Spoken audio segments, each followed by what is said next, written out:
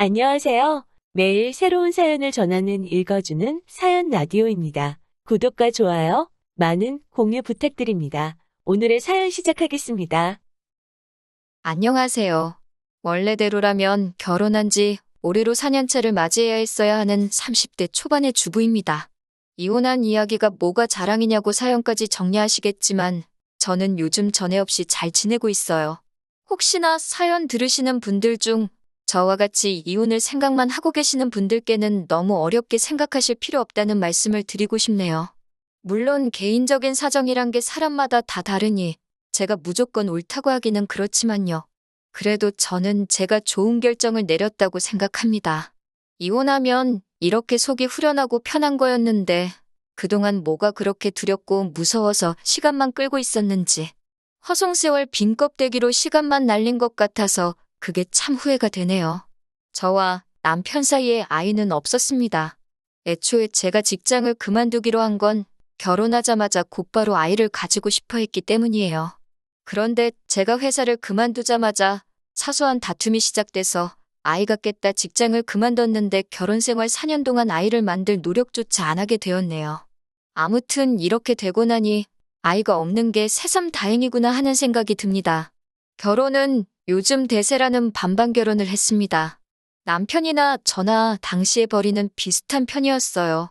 그런데 두 사람 다 취직을 한 기간이 얼마 되지 않아서 양가에서 똑같이 지원금 받고 모자란 부분은 대출을 받게 되었습니다.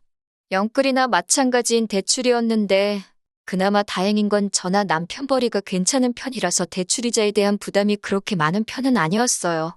제가 하던 일이 트렌드에 굉장히 영향을 많이 받는 업종이어서 보통 출산 후 다시 일자리를 구하기가 엄청 힘든 편입니다.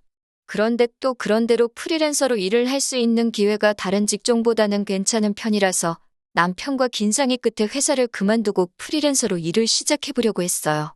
출산과 육아로 생기는 공백이 부담스럽기도 하고 아이가 태어나고 안정적인 가정을 꾸리는 것도 좋지만 저는 제 커리어를 그런 식으로 포기하고 싶지는 않았거든요. 물론 프리랜서가 된다 하면 지금 회사에서 받는 안정적인 수입은 꿈도 꾸지 못할 수도 있는 리스크가 있었습니다. 잘 풀리면 회사에서 버는 돈 그 이상을 벌 수 있지만 반대로 말하자면 일거리가 하나도 들어오지 않는 경우도 있거든요. 그래도 결혼 생활 1년 2년 하는 것도 아니고 아이도 하루 이틀 키우다 말 게 아니기 때문에 제가 하루라도 빨리 프리랜서로 이름을 알리는 게 나중을 봤을 때는 더 도움이 될 거라 생각했어요. 남편도 잘 할 수 있을 거라면서 저를 응원해줬습니다. 이런 어려운 결정을 내리는 데는 당연히 남편이 제게 용기를 북돋아 주었기 때문이 컸어요. 그런데 알고 보니 그런 게 아니었네요. 회사를 그만두면서 그래도 대표님이 저같이 실력 있는 사람을 어디서 또 구하냐며 많이 아쉬워하셨어요. 혹시나 나중에 아이가 태어나고도 복직할 계획이 있으면 연락이나 한 통 달라고까지 해주셨네요. 그냥 해주는 말이었겠지만 제가 그동안 회사에서 최선을 다했다는 이야기처럼 들려서 기분은 좋았습니다. 대표님도 대표님이지만 저도 많이 아쉬웠어요. 대우도 좋았을 뿐더러 이 회사에 들어오려고 정말 엄청 많은 준비를 했었기 때문에 이렇게 그만두게 되는 게 너무 아쉬웠습니다. 그렇게 프리랜서 생활을 시작한 지 한 달이 지났을 때의 일입니다. 그날은 남편은 회사로 출근을 해 있었고 저는 집에서 집안일을 하고 있던 여태까지와 다를 것 없는 평범한 날이었습니다. 그런데 현관문에서 비밀번호 눌리는 소리가 나더라고요. 남편이 퇴근하기에는 살짝 이른 시간이길래 누군가에서 나가보니 시어머니가 인상을 잔뜩 쓰고는 집 안으로 들어오시더라고요. 시어머니가 집 비밀번호를 알고 있을 리가 없는 상황이었으니 남편이 알려줬다는 걸 직감하게 되었어요. 시어머니가 비밀번호까지 눌러서 그런 표정으로 들어오는 걸 보니 잘은 모르겠지만 뭔가 좋은 일이 아니겠구나 하는 생각이 들었습니다. 남편이 어머님한테 비밀번호를 알려줄 시간에 저한테도 전화 한 통 해줬으면 좋았겠다 싶은 생각이 들었어요. 미리 대비라도 할 수 있었을 테니까요. 시어머니는 다짜고짜 제가 직장을 그만뒀다고 들었다며 그걸 마치 따지기라도 하듯이 저에게 물어보셨습니다. 이미 한 달이 지난 시점에서 저렇게 나오시는 걸 보니 남편이 시가족들에게는 제가 직장을 그만두게 된 걸 이야기하지 않았나 봐요. 그래서 한참을 진땀을 빼면서 제가 직장을 그만두게 된 이야기를 해명해야만 했습니다. 남편과 합의된 일이다. 정 모하시면 전화를 해보시라고. 하지만 시어머니는 도통 제 말을 믿지 않으시고 끝까지 어떻게 그런 결정을 본인과 상의도 없이 내렸냐며 화를 내고 계셨습니다. 그런 것까지 어머님한테 허락을 받아야 하는지는 몰랐지만 당시에는 사실 어머님과의 불화가 처음 있는 일이었으니 입도 뻥끗 못하고 계속 당하고만 있어야 했어요. 한참을 시어머니에게 시달리고 있는 와중에 문이 열리는 소리가 나더라고요. 남편이 퇴근해서 돌아온 거예요. 정말 그제서야 이 시달림이 끝이 나겠구나 싶었고 구세주가 등장한 것만 같았습니다. 남편이 저 대신 어머님을 이해시켜주는 것까지도 바란 게 아니었습니다. 더 혼나도 상관이 없으니 단지 제가 직장을 그만두기로 한 과정을 정확히 말씀드리고 그 자리에서 제 편을 들어줬으면 싶었어요. 그리고 그렇게 해줄 거라 당연히 믿었고요. 하지만 제 기대가 무색하게 남편은 막상 화가 머리끝까지 잔뜩 나 있는 어머님 앞에 그동안 보여줬던 거와는 다른 모습을 보여주더군요. 제가 어떤 결정을 내리던 응원해주겠다던 남편이 시어머니가 대노한 모습에 자기가 언제 그랬냐는 듯 마치 회사를 그만두고 나온 건 전적으로 저희 독단이고 잘못이라고 말을 바꾸더라고요. 아무리 어머니가 무서워도 그렇지 어떻게 저렇게 했던 말을 안 한 척을 할 수 있지 싶었습니다. 그때 처음으로 제가 이 남자와 결혼하게 된 것을 후회하게 되었어요. 그리고 그때 끝내버리지 않고 지금까지 질질 끌고 왔는지 싶은 마음입니다. 어머님이 저렇게 화내는 이유는 결론부터 말씀드리자면 우리 아들이 혼자서 뼈 빠지게 벌어 대출금 갚고 생활비를 주는데 제가 집에서 놀고 먹고 있는 꼴을 못 보겠다는 겁니다. 제가 프리랜서로 재택근무 형식으로 일을 할 계획이다 했더니 돈을 얼마나 벌었냐고 물으십니다. 그 말에는 할 말이 없더라고요. 사실 한 달 동안 일거리가 하나도 들어오지 않아서 수입이 전혀 없었거든요. 하지만 막말로 제가 무슨 남의 애를 낳아서 남편 돈으로 키우겠다는 것도 아닌데 내가 번 돈 네가 번 돈 이야기가 왜 나오는지 이해가 가질 않았어요. 그리고 저도 영영 돈을 안 버는 것도 아닌데 당장 돈 못 벌었다고 너무 그렇게 저만 가지고 그러시는지 이해가 가질 않았어요. 그런데 계속 하는 말을 들어보니 어머님의 본심이 나오더군요. 내 아들이 힘들게 번 그 돈으로 제가 친정에 효도하는 꼴을 못 보겠다고 하는 겁니다. 제가 회사를 그만두기 전에는 남편과 제가 벌이가 좋아서 두 사람 수입을 합치면 한 달에 800만 원 정도의 월 수입이 있었거든요. 대출금 이자가 부담스럽긴 했지만 그렇다고 돈이 엄청 모자라는 상황도 아니라서 양가에다 달달이 30만 원씩 용돈을 드리고 있었어요. 어머님도 그게 시댁뿐만 아니라 친정에도 가고 있다는 사실을 알고 계셨는데 이제 제가 수입이 없어졌다는 걸 아셨으니 그게 심기가 불편하셨다는 거예요. 안 그래도 제가 직장을 그만두면서 수입이 많이 줄게 되었으니 드리기로 한 용돈은 제가 자리 잡을 때까지 못 드리지 않을까 싶어 그만 드리기로 했었는데 남편이 그래도 드리던 게 있는데 어떻게 한순간에 끊냐면서 제가 수입이 생기기 시작하면 무슨 문제가 되겠냐며 남편 고집 때문에 저희도 없는 형편에 계속 보내고 있던 거였거든요. 그래서 어머님께 안 그래도 그것 때문에 남편하고 상의를 했었다고 저희도 그게 부담스러운 상황이니 제가 프리랜서 일이 자리를 잡을 때까지는 당분간 안 드리는 걸로 하겠다고 했습니다. 그랬더니 또 어머님이 그걸 왜 네 맘대로 정하냐고 하시는 겁니다. 내 아들이 번 돈이니까 자기는 받고 너네 집에는 보내지 않는 게 맞다고 하시는 거예요. 뭐 계산이 그렇게 되나 싶어서 더 따지고 들고 싶었는데 결과적으로 어머님이 하는 말은 한 가지였어요. 내 아들이 번 돈을 친정에 빼돌리지 말라는 말이셨죠. 그러니까 달달이 드리던 용돈만이 아니고 예를 들면 명절 때나 어버이날 때 친정 부모님 생신과 같이 뭔가를 해드리는 그런 날들은 앞으로 챙기지 말라고 하시는 거였습니다. 이게 다 앞으로 자녀 계획 때문에 그런 거다. 현재는 수입이 없지만 조만간 생길 것이다 등등 제 이야기는 하나도 듣지 않으시고 내 돈은 내 돈, 내 아들 돈도 내 돈이라고 확실히 선을 긋고만 있었습니다.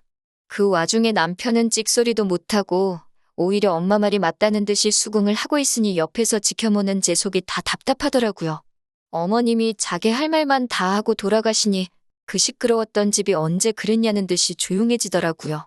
저는 그때까지도 남편이 어머님 말씀에 맞장구 쳐주고 하던 게 다 어머님 기분 맞춰주면서 상황을 유연하게 해결시키려 한 거라 굳게 믿었는데 그게 아니더라고요. 남편은 난데없이 엄마 말이 틀린 게 하나도 없지 않냐고 하면서 대출이자 내고 생활비 주면서 자기도 자기가 쓸 돈이 없어서 그동안 회사에서도 후배들한테 커피도 한 잔 못 사주고 그랬던 게 너무 자존심이 상했다고 하는 겁니다. 당장이야 제가 수입이 없는 건 맞지만 애초에 회사를 그만두고 프리랜서를 하는 게 좋겠다고 등 떠밀던 게 누군데 저러고 나오니 어이가 없었어요. 같이 결정한 걸 가지고 왜 내 탓만 하냐고 했더니 누군 한 달 동안 수입이 없을 줄 알았냐고 하면서 그게 다 제 능력이 부족해서 그런다는 겁니다. 결국 이제부터는 네 돈, 내 돈 따로 관리하자고 하더니 생활비도 필요한 이유를 적어서 자기한테 다서 쓰라고까지 하더군요. 솔직히 그때 이혼까지 생각하기도 했습니다. 그런데 한편으로는 결혼한 지 3개월 만에 이혼하는 부부가 세상에 어디 있나 싶기도 하고 괜히 주변으로부터 손가락질을 받지는 않을지 친정 부모님이 주변 사람들한테 면목이 서지 않지는 않을지 정말 너무 여러 가지가 다 걱정이 되었습니다. 그래도 그때 적어도 일을 그만둔 한 달 사이에 아이가 생기지 않은 게 천만 다행이라는 생각을 했습니다. 다음 날이 되어서 저는 제가 다니던 직장을 찾아갔습니다. 차라리 애를 안 낳고 살면 살았지 저런 취급을 받으면서 살고 싶지는 않았거든요. 회사 대표님은 저를 반겨주면서도 조금만 더 일찍 오지 그랬냐면서 난색을 표했습니다. 회사에서는 이미 벌써 제 빈자리를 채우기 위해 인력 증원을 해놓은 상태였고 그걸 저 때문에 물을 수 없는 상황이다 보니 저를 다시 복직시킬 만한 여력이 없었던 거예요. 제가 제 발로 사표를 내고 나갔는데 누구를 탓하겠어요? 그렇게 그냥 아무런 소득 없이 집에 돌아오게 되었네요. 남편은 퇴근하고 오더니 그렇게 큰 소리를 치더니 복직은 어떻게 된 거냐며 빈정대듯이 물어보더군요. 잘 안 됐다고 하니 그럴 줄 알았다면서 왜 멀쩡히 다니는 회사는 그만둬가지고 이 사단을 만드냐고 계속 제 속을 긁기 시작했습니다. 정말 너무 분하고 화가 나는 와중에 남편이 심호와 작당을 하고 그날부터 저에게 왜 그렇게 했는지 그 이유를 알게 되었네요. 남편이 아버님 건강검진을 다녀와야 하니 저보고 모시고 다녀오라고 하는 거예요. 어머님도 계시고 시동생도 있는데 제가 그걸 왜 가야 하느냐 따지니 생활비를 받으려면 제가 그에 합당한 일을 해야 한다네요. 세상에 제 편만 들어줄 거라 생각했던 남편 입에서 그런 소리가 나오니 정말 어이가 없었습니다. 대놓고 저보고 식모살이를 하라고 하는 거잖아요. 화가 머리끝까지 나서 한 번만 더 나를 식모 취급을 했다간 그땐 이혼해버리겠다고 했습니다. 그리고 그깟 대출이자와 생활비는 내가 가져다 줄 테니 이딴 거 한 번이라도 더 나한테 시켰다간 어떻게 되는지 한번 보자고 했어요. 남편도 결혼하자마자 이혼하는 건 좀 아니라고 생각했는지 그때부터는 아무 말도 없었습니다. 그리고 그날부터 저는 낭만 잔뜩 남아서 복직은 못했지만 어떻게든 일거리를 받아와서 두 모자들 입도 뻥끗 못하게 만들어버려야겠다는 생각뿐이었습니다. 하늘도 이런 저를 도운 건지 저는 전 직장의 대표님으로부터 연락을 받게 되었어요. 복직 이야기는 아니었지만 회사에 들어오는 일거리 중에 단가가 안 맞는 일들은 저한테 소개를 시켜주고 싶으시다는 거였습니다. 물론 대표님도 그 과정에서 중개료식으로 돈을 얼마 떼가긴 하는 거였고요. 대표님 입장에서는 단가가 낮지만 잠재 고객일 수 있는 사람을 잡을 수 있어서 좋고 제가 어떤 사람인 줄 알고 있는데 그렇게 저를 보내고 나서부터 한동안 마음에 걸려하셨다는 거예요. 처음 받은 일은 정말 얼마 되지도 않는 일이었는데 어차피 대출이자만 반반씩 내기만 하면 되는 거니 뭐가 됐든 해보기로 했어요. 뭘 하든 남편이나 시모 계획대로 시가족 뒷바라지를 하면서 돈을 다 쓰는 것보다는 나을 거라 생각했거든요. 아무튼 그렇게 점점 프리랜서 활동이 자리를 잡기 시작했고 벌이도 늘어나게 되었습니다. 대표님이 일가물은 물어다 주던 것 외에도 활동하면서 입소문을 타게 되니까 알아서 일거리도 들어오기 시작했고요. 그리고 그때부터는 일 때문에 밤 늦게까지 작업을 해야 하는 일도 있었기 때문에 남편과 갑방 생활을 하게 되었습니다. 그러다 보니 2년 전부터는 이제 더 이상 대표님의 도움 없이도 일거리가 차고 넘쳐나는 정도로 성장하게 되었고 벌이도 회사를 다닐 때와는 비교도 안 되는 많은 돈을 벌게 되었습니다. 제가 돈을 벌어오니 남편도 더 이상 저한테 아무 말도 못하더군요. 일부러 보란듯이 제가 번 돈으로 친정부모님 차도 새 거로 한 대 뽑아드리고 일부러 친정집으로 택배 보내도 될 거 저희 집으로 받아서 남편 보여준 뒤에 친정으로 다시 보내고 있습니다. 제 일이 바빠지면서 집안일도 딱 제가 필요한 것만 하고 남편이 해야 할 건 남편이 알아서 하게 냅뒀어요. 대외적인 자리에서는 사이좋은 부부인 척 연기를 했지만 사실 룸메이트나 다름없었습니다. 그리고 얼마 전이었습니다. 식모로 부리려던 제가 돈을 잘 벌게 되니 식모로 쓸 바에야 이젠 제 돈을 쓰는 게 낫다는 생각을 했나 봐요. 집에서 일하고 있는데 또 비밀번호 눌리는 소리가 나더니 시어머니가 들어오더라고요. 그렇게 비밀번호를 바꿔봐야 소용이 없는 게 바꿔봐야 남편이 다 알려줘 버렸으니 이제는 그냥 그러려니 하고 있습니다. 시어머니가 들어오자마자 잠깐 이쪽으로 와보라고 하더라고요. 저는 지금 일을 하고 있는 중이라 시간을 못 내드린다고 했습니다. 평소 같으면 얼마나 대단한 일 하길래 어른이 부르는데도 본체만체 하냐며 빈정대실 분이었는데 별 대꾸도 없으시고 거실 소파에 앉아서 가만히 계시더라고요. 왜 저러나 싶었는데 또 조용히 기다리고 있으니 사실 일이 다 마무리된 상황이었는데도 바쁜 척하면서 시간만 보냈습니다. 자꾸 소파와 제 방을 왔다 갔다 하시며 똥 마려운 강아지 마냥 제 눈치를 보고 계시는데 이 정도면 충분하다 싶어서 밖으로 나와 무슨 일이냐고 물어봤어요. 그랬더니 시모가 하는 말이 얼마 후에 신우가 시집을 가게 되는데 신우 결혼 상대가 의사랍니다. 그런데 시모가 우리 의사 사위한테 병원을 차려줄 돈은 없고 아무리 못해도 집이라도 한 채 해가는 게 맞는 것 같지 싶은데 돈이 모자란다고 하는 거예요. 그러니 결국은 신우가 살 신혼집 해주는데 제 돈을 좀 써도 되냐 물어보러 온 거였지요. 그 돈을 제가 왜 줘야 하냐고 대번에 물었더니 시모가 쩔쩔매면서 어떻게 좀 안 되겠냐 계속 부탁을 하시는 거예요. 여태 4년 동안 남편하고 저하고 따로 돈 관리를 해왔으니 제가 아니라 남편한테 물어봐야 하는 거 아니시냐 물어봤죠. 그랬더니 어머님은 남편이 따로 모아놓은 돈이 없다는 사실을 말해주시더라고요.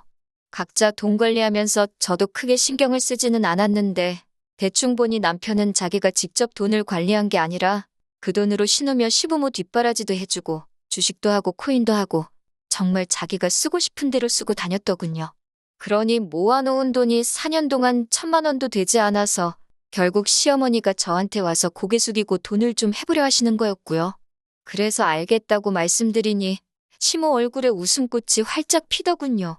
돈이 3억 원이 어쩌고 하시길래 그러면 신우한테 앞으로 우리 집으로 출근하면 된다고 했어요. 어머님이 무슨 소리냐는 듯한 표정으로 쳐다보시길래 남편이 4년 전에 제게 말한 대로 그 돈을 받으려면 그 돈에 맞는 합당한 일을 해야 하지 않겠냐고 말씀드렸죠. 한 달에 200씩 주는 셈 치고 이자도 없는 걸로 해줄 테니 앞으로 향후 13년 동안은 우리 집에 와서 집안일부터 밀린 일까지 다 하고 그 길로 저희 친정부모님 집에 가서 집안일까지 하고 오면 딱 되겠다고 했어요. 어차피 남편하고 저하고는 집안일이 서로 별개이니 우리 집에서는 별로 할 일이 없을 거라고요.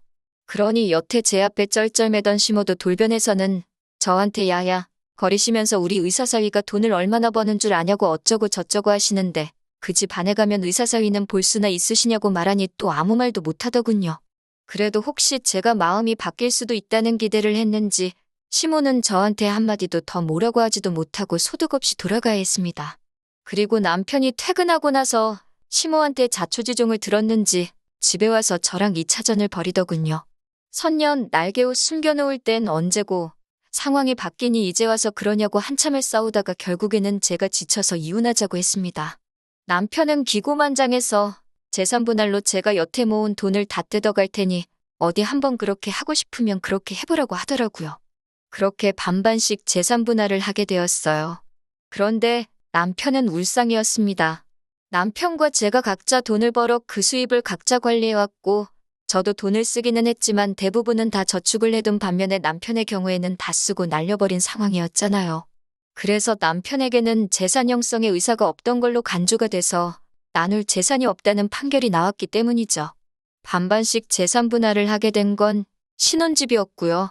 어차피 남편하고 지내던 그 집구석 정이란 게 하나도 들지 않았기 때문에 집은 너하고 돈이나 제때 보내달라고 했습니다. 그렇게 시댁은 또 난리가 난 거죠. 신우 시집 보낸다고 집을 해가려고 했는데 돈을 어디서 구하기는커녕 재산 분할하면서 저한테 내줘야 할 돈만 더 늘어난 겁니다.